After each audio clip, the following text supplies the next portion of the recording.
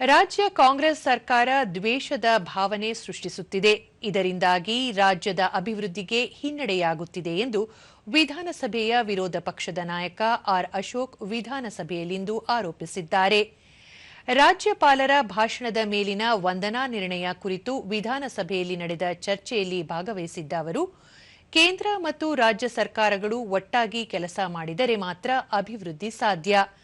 VBG Ramji ಯೋಜನೆಗೆ ವಿರೋಧ ಮಾಡುತ್ತಿದ್ದಾರೆ. ರಾಜ್ಯಪಾಲರ ಭಾಷಣದಲ್ಲಿ ವಿಬಿಜಿ ರಾಮ್ಜಿ ಯೋಜನೆಯನ್ನು ಟೀಕಿಸಲು ಬಳಕೆ ಮಾಡಿದ್ದಾರೆ ಎಂದು ತಿಳಿಸಿದರು. ಇಲ್ಲಿ ನಮ್ಮ ಅಧಿಕಾರಿಗಳಿಗೆ ಜ್ಞಾನ ಇಲ್ಲ, ಪರಿಜ್ಞಾನ ಇಲ್ವಾ, ಅಥವಾ ಸರ್ಕಾರನೇ ಹೇಳಿ ಮಾಡಿಸಿದ್ಯಾ? ಕಾಯ್ದೆ ಇರೋದು ಸುರೇಶ್ ಕುಮಾರ್ ಅವರು, ಕಾಯ್ದೆ ಇರೋದು ವಿಬಿಜಿ ರಾಮ್ಜಿ ಕಾಯ್ದೆ ಇರೋದು, ಕಾಯ್ದೆ ಆಗಿರೋದು ಪಾರ್ಲಿಮೆಂಟ್ ಅಲ್ಲಿ ಕಾಯ್ದೆ ಆಗಿ ರಾಷ್ಟ್ರಪತಿಗಳು ಸೈನ್ ಮಾಡಿದ್ದಾರೆ. ಇಲ್ಲಿ ನೀವು ಬೇಕು ಅಂತ ಹಾಕಿದ್ದೀರಾ ಅಥವಾ ಅಧಿಕಾರಿಗಳು ತಪ್ಪು ಮಾಡಿದಾರ? Printing mistake? ಸರ್ಕಾರಕ್ಕೆ ನಾನು ಹೇಳೋದು, ನೀವು ನನ್ನ ಪ್ರಕಾರ ನೀವು ಬೇಕು ಅಂತಾನೆ ಹಾಕಿದ್ದೀರಾ.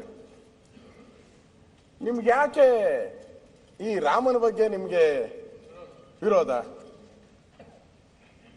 ಕಾಯ್ದೆ ಆಗ್ಬಿಟ್ಟಿದೆ, ನಿಮ್ಗೆ ಇಷ್ಟ ಇದೆಯೋ ಇಷ್ಟ ಇಲ್ಲೋ, ನೀವು ಕಾಯ್ದೆ ತಂದಿದ್ದೀರಾ, ಬೇಕಾದಷ್ಟು ಕಾಯ್ದೆಗಳನ್ನ ತಂದಿದ್ದೀರಾ. ಇಲ್ಲಿ ಕಾಯ್ದೆ ಅದೇ ರೂಪದಲ್ಲೇ ಇದೆ.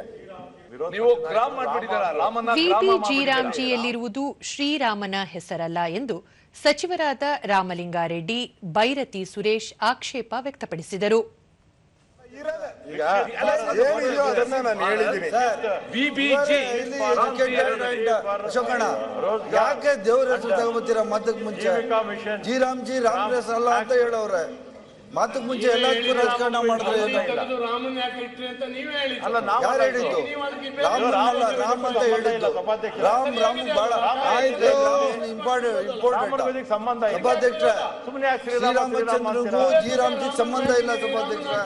ಸುಮ್ಮನೆ ಎಲ್ಲ ಇಂದಿರಾ ಗಾಂಧಿ, ಸಂಜಯ್ ಗಾಂಧಿ ಬಿಜೆಪಿಯ ಸುರೇಶ್ ಕುಮಾರ್, ರಾಜ್ಯಪಾಲರ ಭಾಷಣದಲ್ಲಿ ವಿಬಿಜಿ ರಾಮ್ಜಿ ಅನ್ನು ಕಾಂಗ್ರೆಸ್ ಸರ್ಕಾರ ವಿಬಿ ಗ್ರಾಮ್ಜಿ ಎಂದು ಬದಲಾವಣೆ ಮಾಡಿದೆ. ರಾಮನಾಯಕನ ಕಂಡರೆ ಇವರಿಗೆ ಸಹನೆ ಇಲ್ಲ ಎಂದರು. ರಾಮನಗರದ ಹೆಸರನ್ನು ಬದಲಾವಣೆ ಮಾಡುವ ಮೂಲಕ ಕಾಂಗ್ರೆಸ್ ಸರ್ಕಾರ ರಾಮನ ಮೇಲಿನ ದ್ವೇಷವನ್ನು ಮತ್ತೊಮ್ಮೆ ಸಾಬೀತುಪಡಿಸಿದೆ ಎಂದು ಹೇಳಿದರು.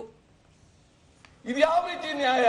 ಏನು ವಾರ್ಡ್ ಹೆಸರು ಸರ್? ಗಾಂಧಿ ಹತ್ರ ಬೇರೆ ವಾರ್ಡ್ ಇದೆ ಸರ್. ಬೇರೆ ವಾರ್ಡ್ ಇದೆ ಸಭಾಧ್ಯಕ್ಷ.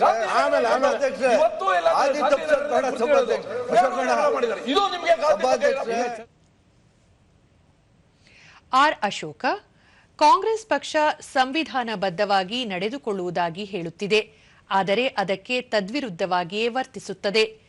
ಅನಂತಕುಮಾರ್ ಹೆಗಡೆ ಅವರ ಹೇಳಿಕೆಯನ್ನು ತಪ್ಪಾಗಿ ಚಿತ್ರಿಸಿ ಕಾಂಗ್ರೆಸ್ ಅಪಪ್ರಚಾರ ಮಾಡಿತ್ತು. ಅವರು ಸಂವಿಧಾನ ಬದಲಾಯಿಸುತ್ತೇವೆ ಎಂದಿರಲಿಲ್ಲ. ಕಾಂಗ್ರೆಸ್ ಸರ್ಕಾರದಲ್ಲಿ ಅತಿ ಹೆಚ್ಚು ಸಂವಿಧಾನ ತಿದ್ದುಪಡಿಯಾಗಿದೆ ಎಂದರು. ಜವಾಹರ್ಲಾಲ್ ನೆಹರು ಅವರು 17 ಬಾರಿ ಸಂವಿಧಾನವನ್ನ ತಿದ್ದುಪಡಿ ಮಾಡಿದ್ದಾರೆ. ಇಂದಿರಾ ಗಾಂಧಿಯವರು 29 ಬಾರಿ ಸಂವಿಧಾನವನ್ನ ತಿದ್ದುಪಡಿ ಮಾಡಿದ್ದಾರೆ. ರಾಜೀವ್ ಗಾಂಧಿಯವರು 10 ಬಾರಿ ಮಾಡಿದ್ದಾರೆ. ಒಟ್ಟಾರೆ ಕಾಂಗ್ರೆಸ್ ಅವರು ಎಷ್ಟು ಮಾಡಿದ್ದಾರೆ ಅಂತ ಹೇಳಿದ್ರೆ 72 ಬಾರಿ ಈ ಸಂವಿಧಾನವನ್ನ ತಿದ್ದುಪಡಿ ಮಾಡಿದ್ದಾರೆ.